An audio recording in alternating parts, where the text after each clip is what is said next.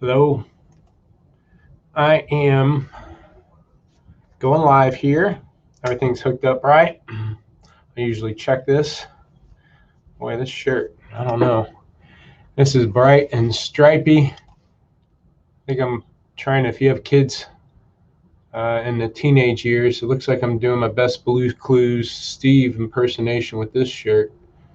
Man, oh man. All right, let me pull this up. I'm doing Facebook Live. I got to mute it over here. I'm going to look for comments down below I can reply to, see who's joining us.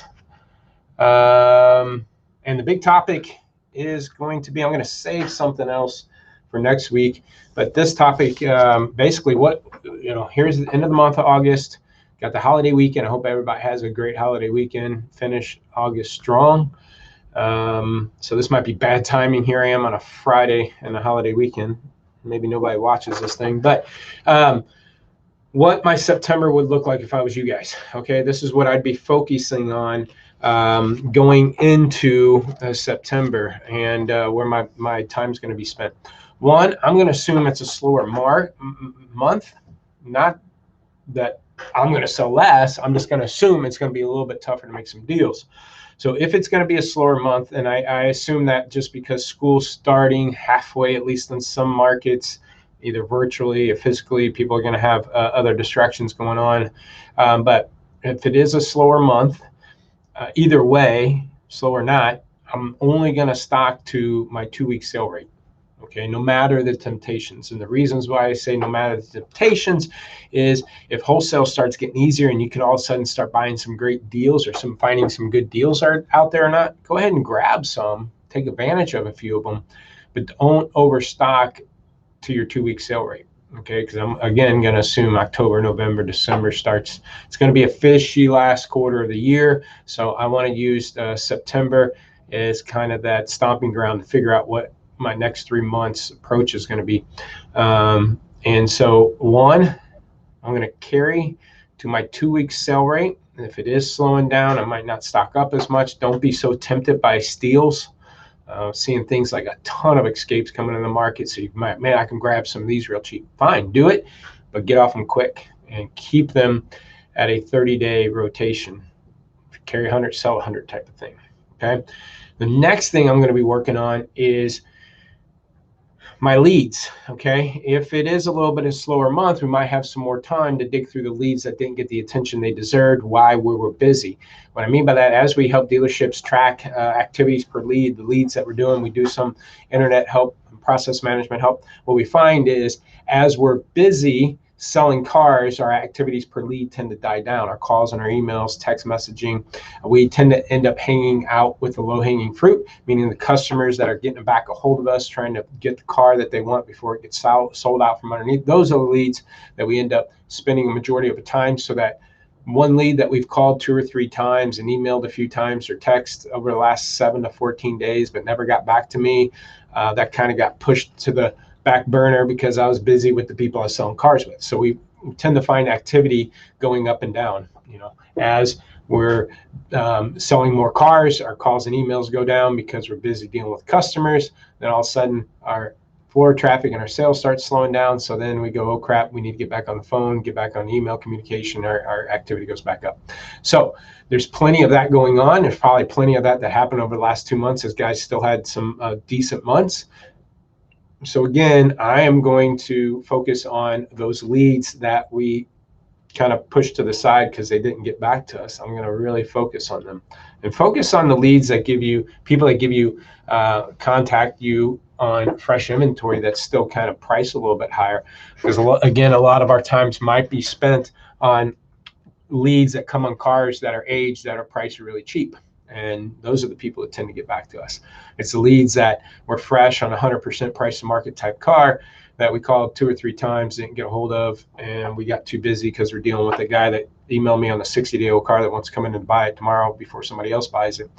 So anyways, I would use September to, if it is slower, to get back to better habits on follow-up, CRM process management and everything. The next thing I'm going to focus on, I'm going to spend a lot of time and resources on turnaround time. I need to get that slimmed down. It's going to be the most crucial thing going forward into the end of the year to keep profit margins good.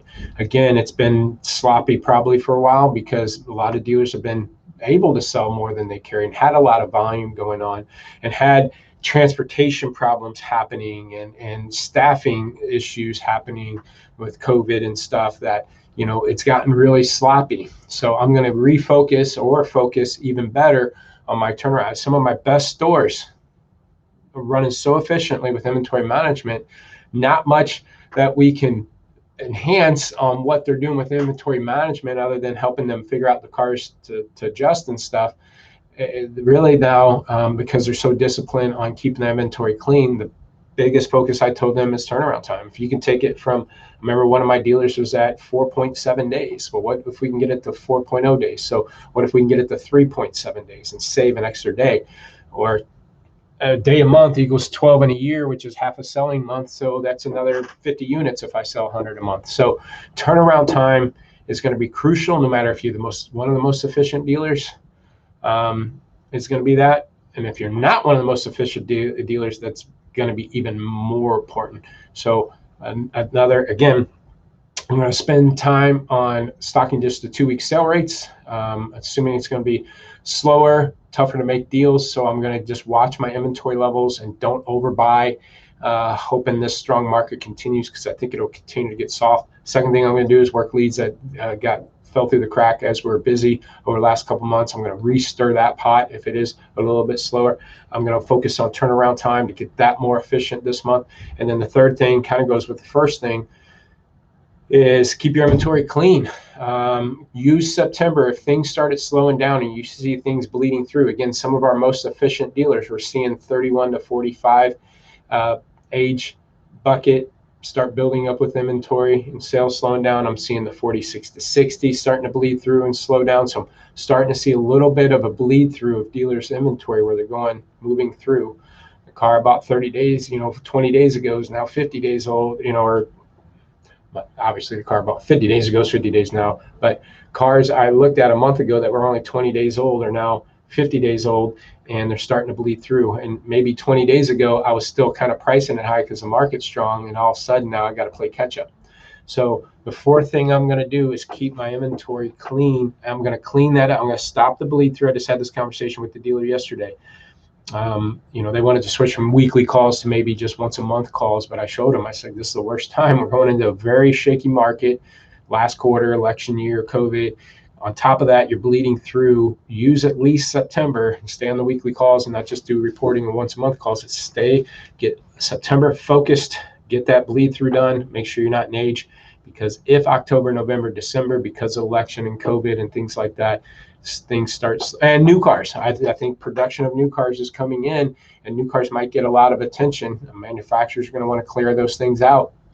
So, Jason, thanks for that tag in there. But OEMs are going to want to clear out the 2020s as they ramped up production over the last month or two, and trying to make a year out of it. They're going to push a lot of new cars, which again, we might be busy, we might be doing good, but used takes a little bit of a hit because maybe wholesale values start dropping because trades are coming in, the lease returns are flooding a little bit more, sales are slowing down on used, switching to new.